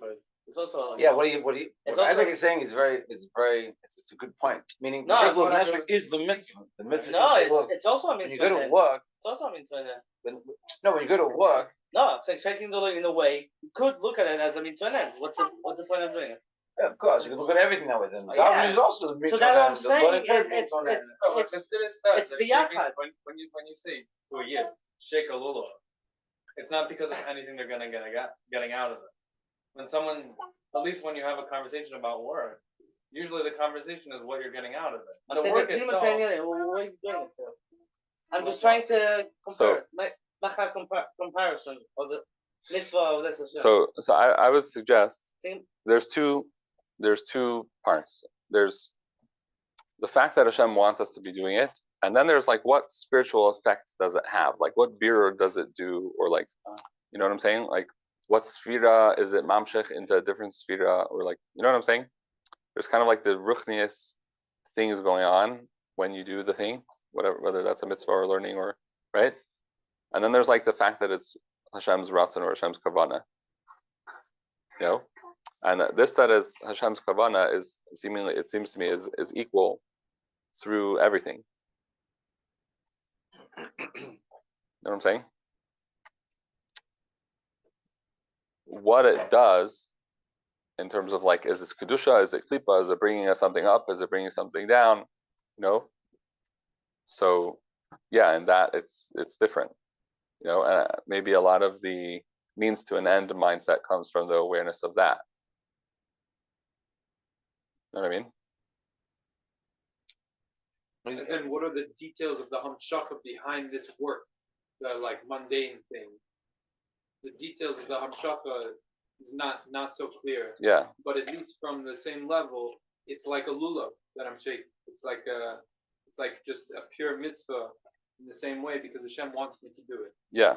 Like let's say the giving tzedakah from your work, that's a pnimius haratzon. But we say like the Torah mitzvahs are pnimius haratzon, and the world, everything that's not Torah mitzvahs related about the world is chitzonius haratzon, right? Like it's all Hashem wants. What's the difference between pnimius haratzon and chitzonius haratzon? Is pnimius haratzon is what He actually wants, right? Or us also, we can have pnimius haratzon, what we actually want, and chitzonius haratzon is like we want it like on the way to the pnimius haratzon. You know what I mean? Right. But at the end of the day, even the chitzonius haratzon, it seems to me, is part of the plan. You know what I mean? It's part of Hashem's kavana. Its role in Hashem's kavana is to be the thing that's a stepping stone to the other thing. Fine, but it's still part of the kavana, 100%. You know what I'm saying? So you can kind of either focus on these sort of chalukei dargas of this is pnimius haratzon, this is chitzonius haratzon, this is a klipa that has to be brought up to kedusha, this is just engaging kedusha directly. You know what I'm saying? You can be focused on these kind of ruchnistic differences, which I think Chassidus traditionally is very focused on that. Or you could have what possibly, again, this is just my thinking, possibly is a more sort of Atzmos perspective of like, there's this very simple thing. What is Hashem's intention for me to be doing at this moment? You know? That doesn't mean it's not hard. And I didn't say it's not hard. On the contrary, it's an avodah, meaning the whole hayra of the sicha is not, we're not saying that you snap your fingers and you get there, but we're saying to learn from the Mittele Rebbe. Put it this way, for the Mittele Rebbe, was it hard? It seems like no. What? The middle Rebbe It seems like what you're saying of having our Ruchnius be together with our Gashmius, or the Gashmius helping our Ruchnius. Like, Yeah. that a person ultimately shouldn't have, like, if he's living with that 100%, then he should, like, it would click and be like, oh, the Gashmius. Yeah, but but getting to the point where it would be 100% is an avodah that you do on yourself, meaning it's a growth process. No one's saying it's not a challenge, but it's something that the Rebbe is teaching us to work toward. Yeah, for the Rebbe, there's no, this whole question that doesn't exist. You know what I'm saying? But I guess Like when the Rebbe spoke to the IDF people about the machine guns. how does the Rebbe see the Gashmius? And if we can understand that, then we can incorporate that understanding. Oh, It's 100%. not so clear, you know. But it's this point to In understand. what way does the Rebbe see the Gashmius as one with the Ruchnius? Well, that's definitely the right question. Yeah. That's At what the point question. do you- Is like is that the Rebbe and the Mittele Rebbe? Oh, Shalom Aleichem. So the Rebbe and the Mittele Rebbe actually experience it this way.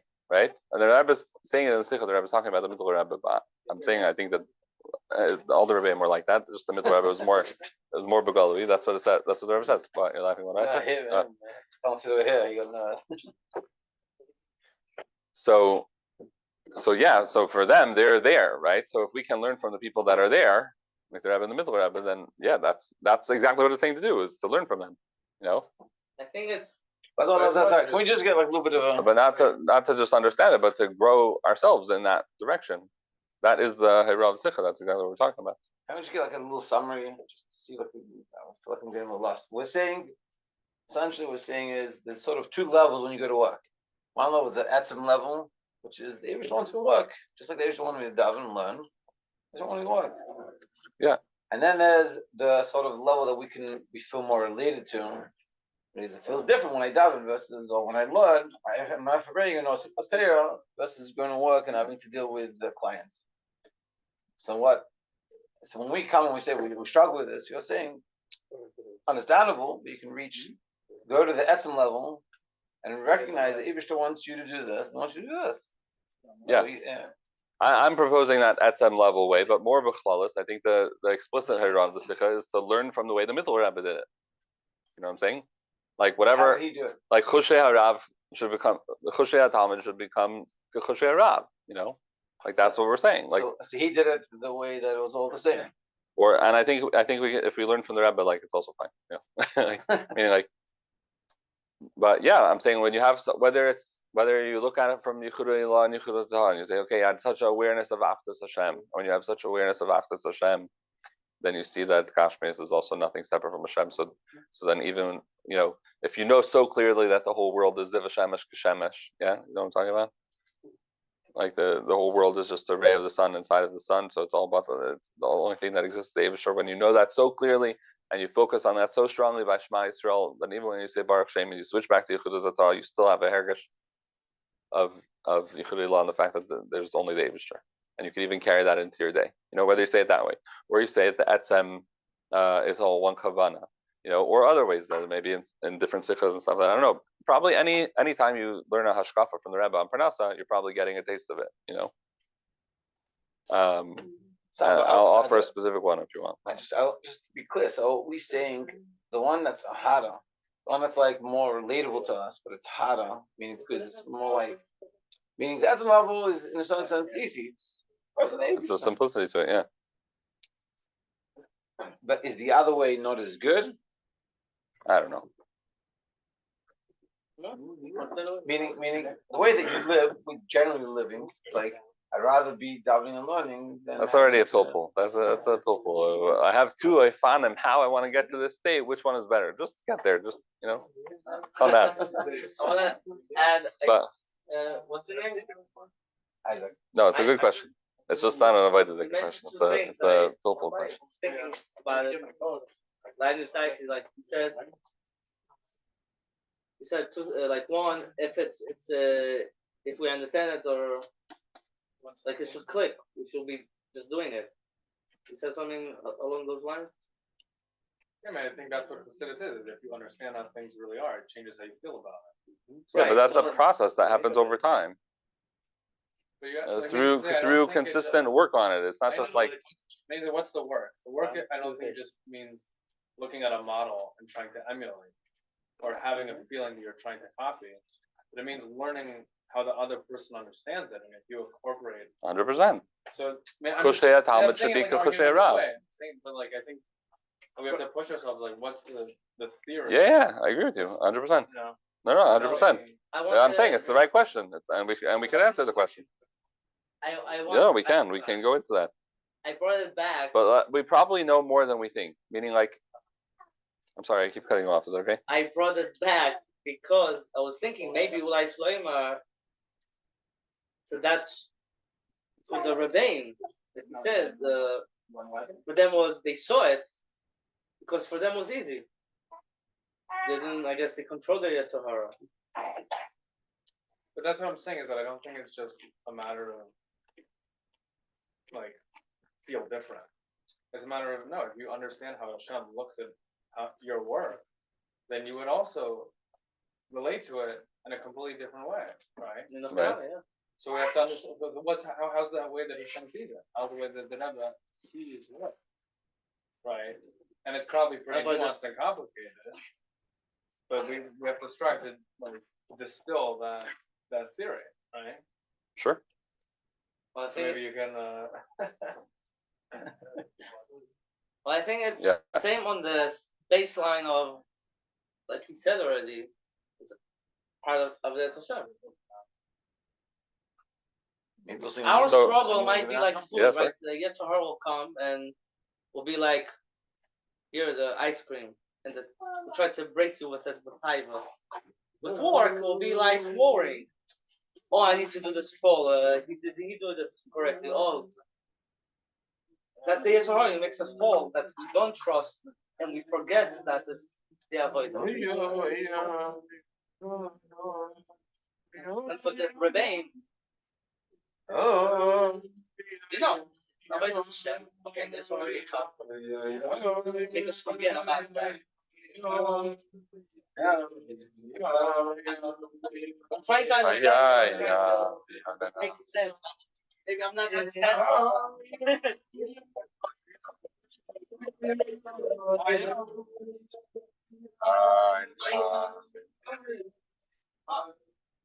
Why do you think there's only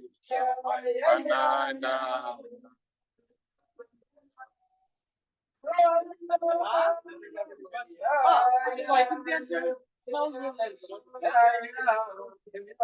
like I know I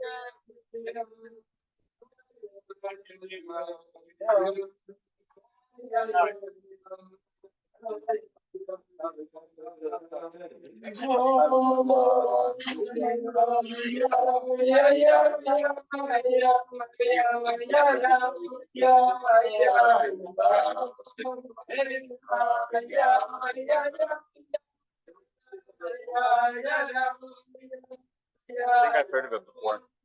But it's not what? Okay. I don't think I learned it aside. I feel like I saw it in the class Flemish or something like that. Yeah.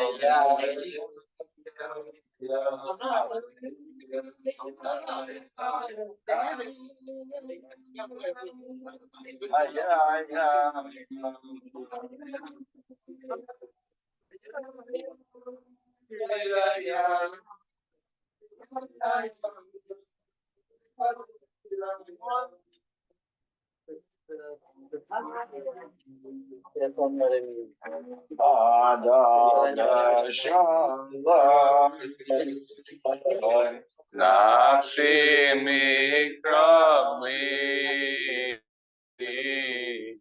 kiverabin ayom bimadi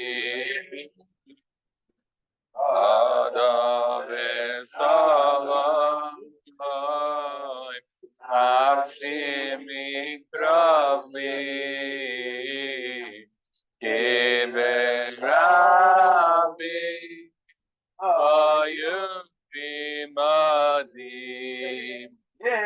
Yishmaken Beyanem Beyoishev Kedem Seh Yishmaken Beyanem Beyoishev Kedem Seh Sherei Khalif Vayslavar asher ein malit b'slamot.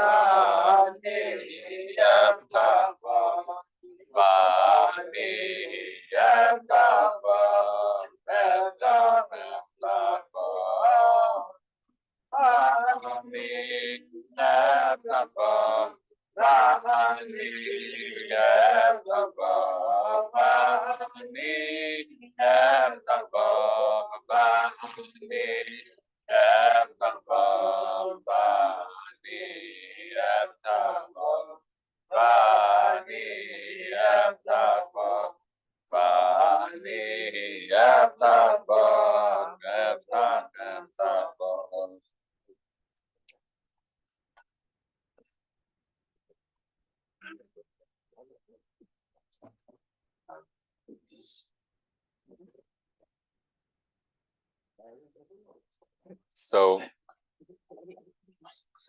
I want to try to answer your question, but first I want to talk about the money. But I will say that I think that the Hira of that Sicha Vayetze would be to learn a mimer of the Mittele Rebbe on this topic, which I haven't done, but it would be a good thing to find one that goes exactly on this topic. Although actually, I'll share something about that soon. But if you learn the mimer of the Mittele Rebbe that's on this topic, then the Mittele Rebbe will deal with it in such a way of Rechayvus Anar and such bina that you'll understand it so clearly, and that very clear Harchavdeka bina will help you bridge that gap. That is exactly what I think is the message of the Vayetzin and Beis Sicha. You know what I'm saying? So if you have a little bit of understanding about it, it's going to be very hard. But if you have Harchavdeka understanding about it, that's going to make it much easier. You know what I'm saying? So you're 100% right. Your question is right, and your suggestion that we need to learn more about it is right. And the Rebbe's Eita for this specific type of avodah, where we want to be piled this specific thing on ourselves, is understand it in a way of Rechayvus Anar of Bina, and the Mittele Rebbe's Maimar are an amazing tool for doing that. Yeah? So if you learn a Mittele Rebbe Maimar that goes very deep and detailed into what is eating Ruchnius, that recognizing food in that way will get much easier. If you learn it well and you understand it well, and you really connect it. The more Bina, where you get into the details, you understand it thoroughly. Like you almost give a whole drasha just on that, a whole lecture just on that, from the level of detail the Mittele Rebbe gets into. the level of thoroughness with which he explains it, that's going to make it much easier to bridge that gap in yourself. Make sense? Like if you hear a vart about it, that's going to help to a certain extent. If you hear a vart that's just the right vart that really exactly addresses your question, that's going to be really geshmak. But if you understand it the way of Rechayvus and Arav Bina, the whole thing is going to be different. Yeah? Make sense? Agreed? I think that's what I'm saying. What? I Yeah. think that's very similar to what I'm saying. Yeah. So I'm saying that you're saying the same thing as Sicha is saying. Then we just have to do it. But then you're also adding because this idea about uniting Gashmius and Ruchnius is specifically addressed in Bina. Or is That's what the Rebbe talks about a lot. And that Sicha is the power of Bina to be mechaber, Ruchnius and Gashmius. Yeah. Doesn't mean it's the only tool, but it's a very good tool. It's the tool that the Rebbe is highlighting in that Sicha where the Rebbe is talking about this Indian. And we say, So, like the other guy said, that the pashtus, on a simple level at least, that what does it mean? All the Gashmius is Ruchnius, is that whatever you do is L'Shem Shamayim. Like simple.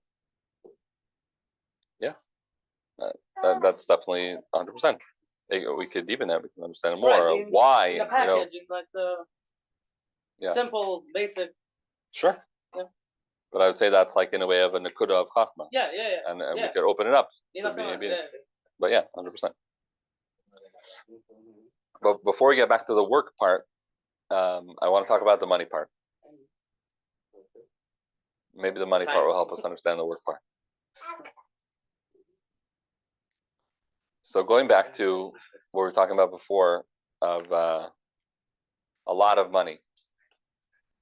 So depending on our relationship with money, and especially if we're learning Chassidus in a certain way, so we might not be interested in large amounts of money, right?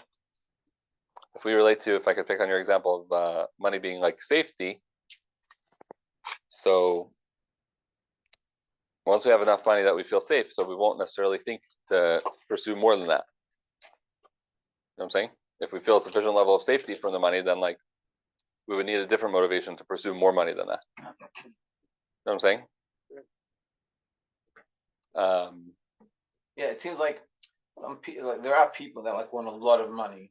So I heard Moshe Rashkin, right, from the Rebbe. The Rebbe was like he was very b'shefa. So he said to the Rebbe, he goes, the human life to haben billionim, like in the 80s, we want billions. Like the Rebbe was like, oh man. In my head, like, we want billions. Like, yeah, like. So, but it seems like what you're saying is that that's what we should be doing. Well, we'll get to that in a second. But that's meaning based on what you're saying with him, like he's saying, I just want enough, like leave me alone. So I'm pointing out based on the way we relate to money, there's a certain amount of money that will feel natural for us to pursue. Yeah. Right? Depending on how we feel about money in general, how we feel about a little bit of money, how we feel about a lot of money, how we feel about debt. Let's say some people are very comfortable being in debt. Not very comfortable, but it's for some people, like this is kind of the way that I was brought up, whatever. Somehow I got it in my head at a certain point that I never want to be in debt. Period. End of story. I do not want to be in debt. Mortgage doesn't count. It's a different category, right? Yeah. And I run my finances. I'm saying this is not any avodah. This is just teva. That I always ran my finances that way. That I make sure I'm not in debt. Other people don't run their finances that way. On the contrary, some shluchim, let's say, that their whole story is that they're supposed to be in debt. Part of being on shluch is that you're in debt. And so guess what? They end up in debt because there's nothing in them that's saying, no, I don't want to be in debt. Like B'shum Eifin. So if you look at Right? money as opening opportunities, meaning Opening up the what? opportunities. It's a gateway to opportunity. So when you're in the survival situation, you need the opportunities that are going to get you what you need to survive. But a yid is not limited to the survival situation. He's supposed to be having a shkar on another yid supposed to be keeping Shabbos behavior and machzarkim and giving slack with the hider and the shefa and the chinuch for his kids and for his eight o'clock. So when you think of money as opportunity and opening gates of opportunity for you.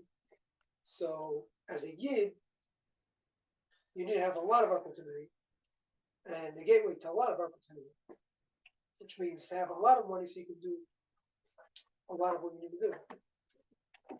That's a very cool way to think about it. I like that a lot. And depending on what opportunities you feel connected to, like that's actually something you want to pursue, then that you'll pursue money that corresponds to those opportunities. So yeah, But let's say bigger opportunities that you don't feel connected to, you won't necessarily pursue the money that it takes to pursue those opportunities. so now Vaida, the Rebbe tells us this in Truman and Bays. That Oh, speaks about being. Wait, let me say. That's what I have open here. No, I switched to Truma. Yeah, go ahead. Yeah, go ahead. Yeah. Going out of the Mitzvah and Boas, because the first mates are like you're saying, like there's the stress of, how am I going to pay my bills? How am I going to do this? But everyone has these different levels of mates.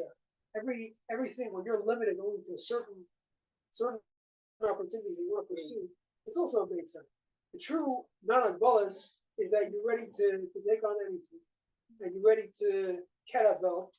You're ready to go out and to turn over the whole world for their opportunity, and you can have an effect on this community and on this person and on this place and on this shlichus and on that. You don't have a limitation because the world is big and and you want to make a difference. So maybe you go out of your agbolas, you come to a point where you're open for all opportunities.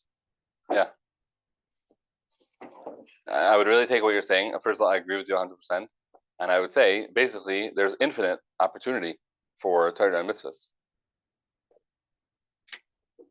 And so we need infinite money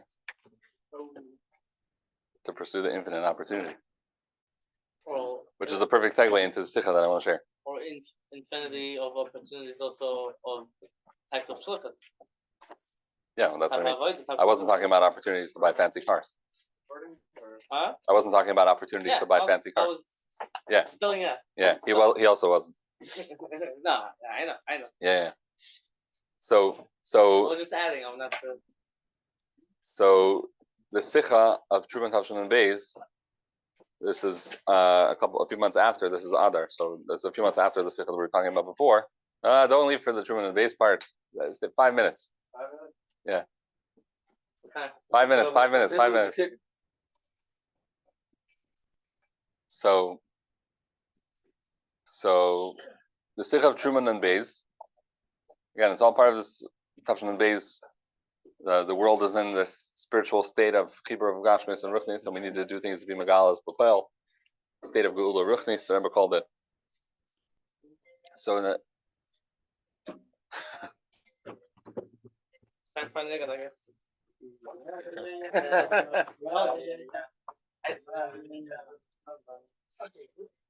so the Rebbe said the Sikha Parshas Truman Tavshin Beis is about the Yidden giving gold to the Mishkan and how gold was the first thing listed in the Torah from the 15 things that they're giving. There are things different from Farsham that talk about what exactly is the order, how does the Torah decide what order to list the donations in. And the Rebbe says this idea that Yidden, Be'etzem, are Bashiras. Yidden,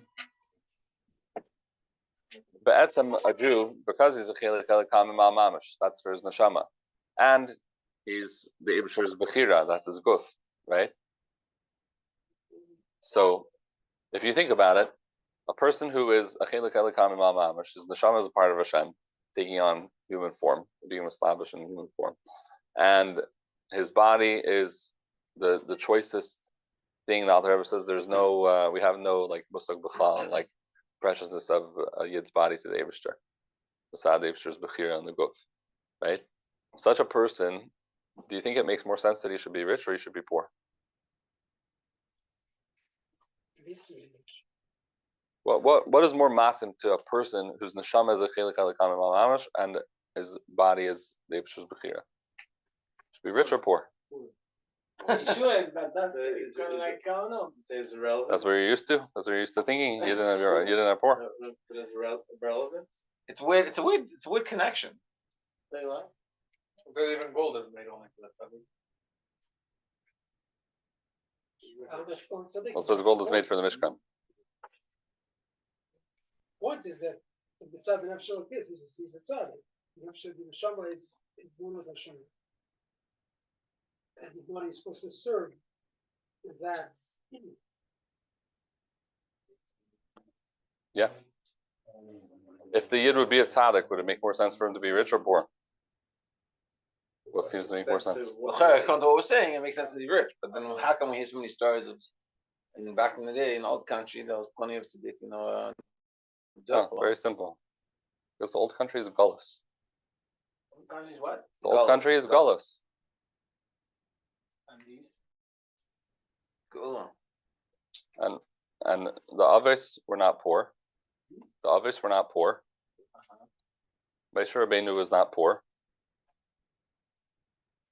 The Yidden, as the Rebbe says here, when they went out of Mitzrayim, in fact, before they went out of Mitzrayim, it started during Machas Cheshach, were not poor. Right? The Yidden after Kriyas Yamsuf and going to Matan Torah were not poor. The Yidden in the times of Shlomo Melech, it says that silver was considered like nothing. Wasn't there a stage, like whatever, I don't want to do this, but I just like count in my head. There's all divide. And like I think even in the desert, when the Mishkan, there's different levels of karbanis. And there's some I don't remember exactly the details, but like all the Yidden left, and they're all very well. But very soon after, there was by the Dava, Vadal lo Yamit, Ba'ashu lo Ya'aver. So what happened? Is your question is Maybe everybody they all was left rich. Mitzrayim wealthy. Yeah, what happened? And very Okay. soon after, then Like some guy Adala called, what happened Mitzvah, to you? What was that happening before? I'm not sure. No, okay, fine. But I'm And- saying but in context of what you're most saying. importantly of all, in Yemei most importantly of all, in Yemei Mashiach, when the truth of everything is revealed, Yidden are going to be poor or rich. Rich. What's We You have to choose. It has to be rich. like you're asking physically? Yeah. Yeah. We got Yeah. to- In Yemei Mashiach, are Yidden going to be poor or rich? You'll be. We'll be Saying- separate. It will be enough. There's no Everything will be available. Like define rich. You'll be nothing. You won't be rich or poor when Mashiach comes. No, I'm saying richness will be meaningless. And Mashiach comes, Hashem is going to be provided. That's why. it That's said- called being why it rich. said it'll be I think it's gonna be rich available. because all the tables will be like a dust. Yeah. Hatayvati Mishpas Harbe V'choma Adam Mitzvim Kafar. That's called everybody being rich. It's rich Yes. or abundant. It's not is poor. rich. We don't say when Mashiach Poor comes, is- how are we going to give tzedakah? Because everyone's going to be poor. No, we say when Mashiach. We say when Mashiach comes, how are we going to give tzedakah? Because everyone's going to be rich. There's not going to be anyone who's in need of tzedakah. That's rich. Yes. You think that when Mashiach comes, you're not going to be rich? I don't understand. The next question is, what do we define as You rich? might feel that it's not relevant. Correct. Okay, that I'm saying, that's what why makes is it why is Usher? Who says Usher is a relative term? Meaning, how do we define? that's what I'm trying to say. If you're defining rich as more, having more than enough. Let's say Usher means much more than you need. Okay. Lost love, everyone will be like that. Correct. Basically But living that. that's not relevant. What? Once- Basically living. No, but I'm saying once you have more than you have already, then it's not relevant how much you have, how much you don't have. But Because it's everyone called- is going to be living in such a way. I think it's called being an Usher. There's no question about Or it. else we think of Usher, someone who's a in this. Someone who's not you. world, yeah, there's No. rich. Who has Someone's Someone's Gewehr. a veer. That's what you think. of What is the someone definition of a Gewehr? rich. I don't know. He has enough. He has more. Is the definition of rich that he has more money than other people? I don't think that's the definition of No, rich. there's more money that he has a use for. I disagree. Yeah. So the Rebbe says like this.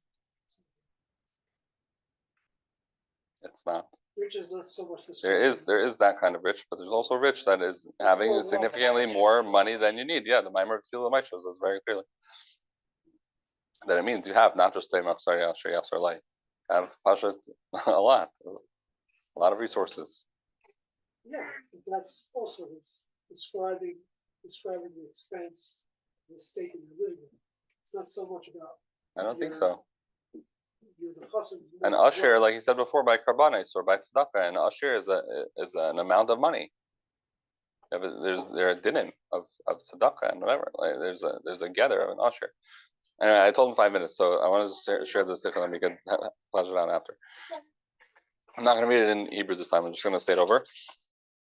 The Rebbe says in this sikha of Trumat Tafshin and Beis, the limud from everything that was spoken in the sikha, this Oisir Aleph, so it's close to the end of the sikha, is that first of all, it's learned out from everything that was said in the sikha that HaKadosh Baruch Hu paskins in his Torah,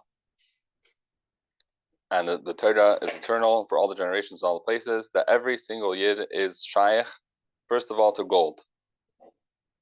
And b'pashtus, that every single yid has to be tzrich aliyas ashirus, right? For every yid there has to be ashirus.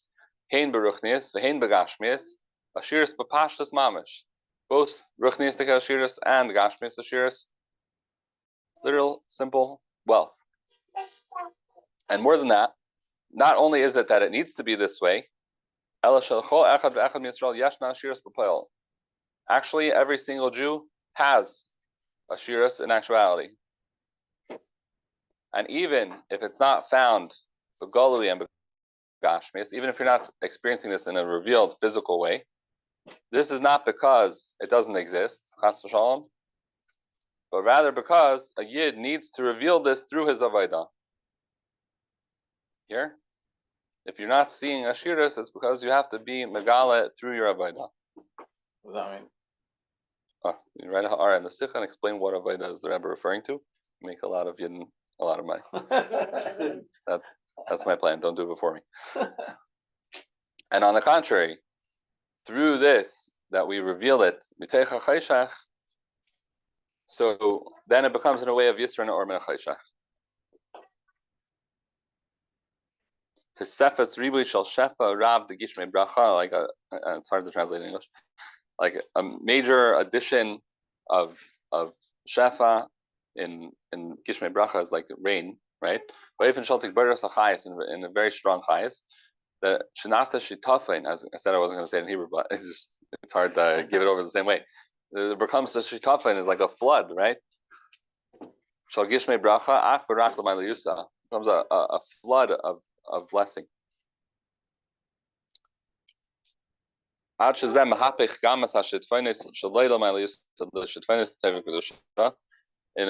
way that it turns the floods of, I guess I was talking about someone who was struggling with pronouncing, turns the floods that are not into the floods that are good and kedusha. Oh yeah. Oh yeah. Interesting. I didn't know. Connected floods that we would do, and okay. Maybe here the Rebbe's referring back to it, or maybe in the built-in was that. He's saying is a different. No, it's yeah. Huh?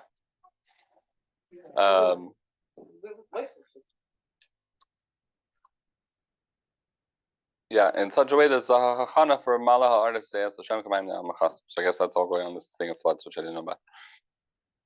Then the Rebbe says, how much more so in our generation, the last door of Galus and the first door of Geula, after everything was already finished, and we need just to be Makabel Pnei Mashiach Tzidkeinu.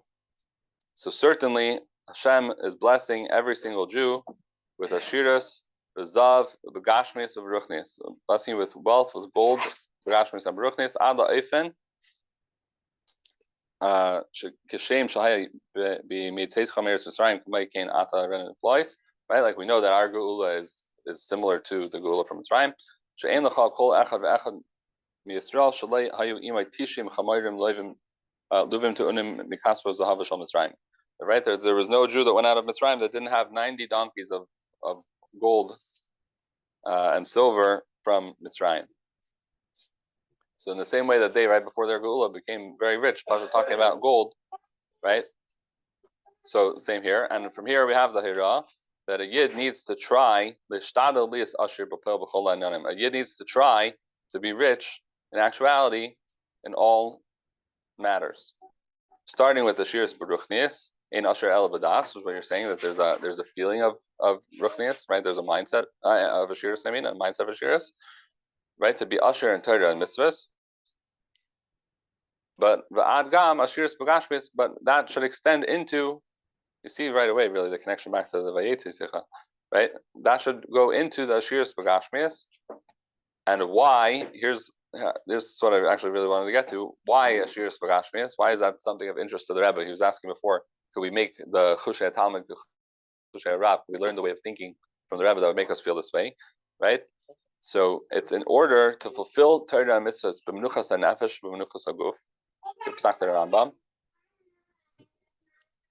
The Rebbe refers to Hilchos Tshuva, which I guess talks about when you're doing Torah and Mitzvahs, commitment and Simcha and everything, it brings brachas so that you can do more Torah and Mitzvahs with more of a Simcha. So you see from Halacha in the Rambam that when you have more harchava, that allows you to commit even more to Torah and Mitzvahs, right? So that's one thing, that it should give you menuchas and nefesh, menuchas and guf for your fulfillment of Torah and Mitzvahs, and you could increase the yuchal laharbis b'nesinas tzedakah v'kiyum mitzvahs behider. You can increase in giving tzedakah and fulfilling mitzvahs behider. You know, if you want to buy the nicest mezuzahs and the nicest tefillin and the nicest megillah and all these things, right? The nicest esrog, you want to go behider lifni mehider, the Rebbe says here, right? That costs money. And b'chlal, to use your ashiros in order to make from your specific house a mishkan and mikdash l'Hashem. It says mibesai haprati, from your specific house, mishkan and mikdash l'Hashem v'shachanti b'seicham b'seichol echad ve'echad kelo gam al aydei nesias nesina l'tzedakah v'nias beis haknesses beis medrash kipshutai mikdash ma'at. So you have here a list of reasons from the Rebbe why ashiros is desirable, not from a taiva perspective, not from a klipa perspective, from a straight Rebbe perspective. Menuchas ha'nefesh, menuchas ha'guf that it can give you, right? The increased tzedakah that you'll be able to give, the increased doing mitzvahs behider lifnim mehider you're going to be able to do, right? And b'chlal, to use your ashiras to make your house, I guess it becomes specific to each person. How do I make my house a mishkan and mikdash Hashem? So the more money I have, the more completely I'm going to have resources to dedicate to making my house, right? Which to me means everything in the house, but it also means the kids' chinuch being betachtas hashlemus, which, let me tell you from my experience in chinuch, that money can definitely help with that.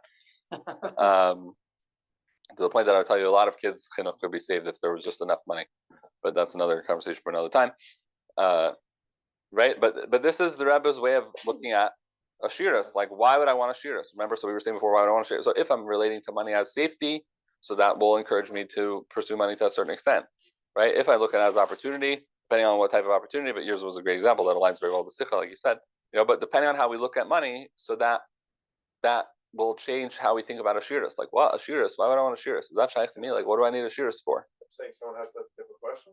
What? I mean, who has that type of question? Who wouldn't want ashiras?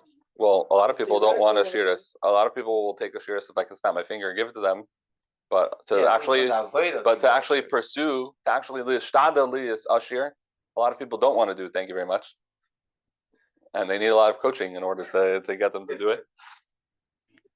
There's a Farbrengen according to Toshin Tezvov, the Rebbe said whoever wants to kind of should raise up their hand.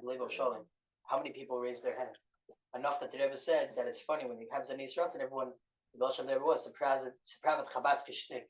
Everyone's now also we're practicing Chabad. So when it comes to the point like that, you can have an Yisrael like that right in front of you, and you still don't want it for many reasons, very Chassidus reasons, or very. I think the Rebbe said a whole sikha about the sign of ashiras going into that. Right.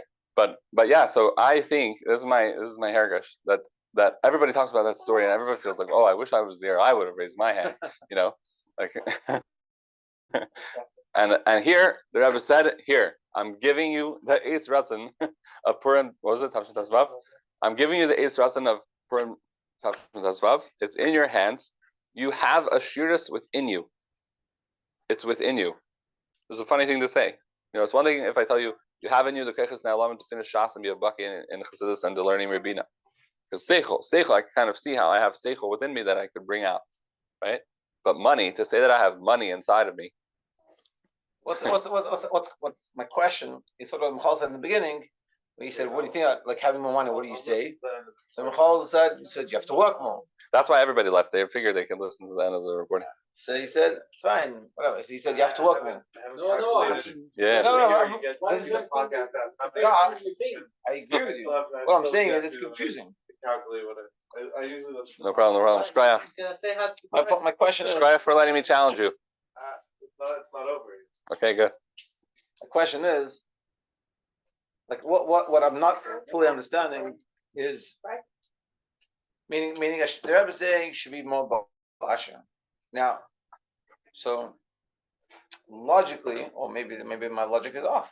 Logically, to make more money than you're making now, it requires doing a certain thing you're not doing now. And a lot of the time that requires more time. So are we saying that we should be spending less time in Torah, mitzvahs, ruchnius, whatever you want to call that? Let me tell you something. There's a lot of other things besides more time that will help people make more money. First of all, maybe. But second of all, optimize the time that you already put into making money and to make the most money. First of all, okay, the way that I personally apply this in my life and propose to others to apply it as well is because everybody has so many questions about it, so people tend to drop it. Like, oh yeah, the Rebbe said that thing about Ashiras. I don't know what it means. Okay, whatever. Back to normal, you know? And so what I would say is, I would advise making a commitment right now that I'm going to believe in the words of the Rebbe and I'm going to go on my Ashiras journey. I'm going to go on my Ashiras journey. If you can commit to that, so then you're open. So it's not just to be clear. The Rebbe is saying that the Rebbe is saying that we are shaykh and we should fulfill the whatever you want to call it. The is Asher. Asher. It says, Yeah. Yeah, sure. See, that's the problem with reading the Sikha and the Farbrengen. Nobody listens. It says, Yeah, exactly. well, it's hard to hear. I think the translation. Yeah. Whatever. So that's I know I have to stop doing that. But at the same time, I want to hear from the Rebbe's words. Well, it's not your fault. Sorry, I shouldn't have said that. No, I But read it's- the Hebrew. Oh, you're saying the translation. I read the Hebrew words. I heard it. Shalom Aleichem. Baruch Hashem. Tabach Shmo La'ad. This paragraph starts here. Who knows? So Yeah. well, just to be clear, the When Rebbe is When you saying borrow my Svarim, you got my notes. 5% 5%. Okay, so I guess we should cut it. We'll plug it in. The The point is like this. Commit to going on your Ashiras journey. Don't let the words of the Sikhas drop. Don't let the Hergish of the Farbrengen drop. Commit to going on your Ashiras journey. Make that mindset shift. The Rebbe said he wants me to try to be rich. I don't know how. I have 1,000 questions. Fine. I'm going on my Ashiras journey. And if you want to implement that, you could talk to me afterward. We could Farbrengen about how to implement it. Eine Idee of Vadosoi. No more. The Gala says it ever does. Yeah. Not lav dafka avoida Gashmius. Oh, are you saying that going to work is not an avodah? Then you're negating the whole first half. No, I'm saying lav dafka. Al idea of Vadosoi. What's avoida? Yeah, I said if he writes a ha'ara on what avodah the Rebbe is referring to. No, not avoida as work. Your avodah Job. Hashem. Your avodah Hashem. Yeah, but what's the process? Do you think that it doesn't involve your Oh, job? you're saying what's his avoida? Yeah. Yeah. So Pasha said it involves a combination of bitachon and ishtadlus like any other thing in Parnasa. Okay. Pashtus never speaking of Asher is when the person is very rich. Do you want to end off? Say something? Shkoyach. Shkoyach, everyone. Going on your Ashiras journey. I guess the recording will end here. But if anybody wants to go on your Ashiras journey, let me know. I'm developing a structured way of making this a real thing. So, looking forward. Yeah.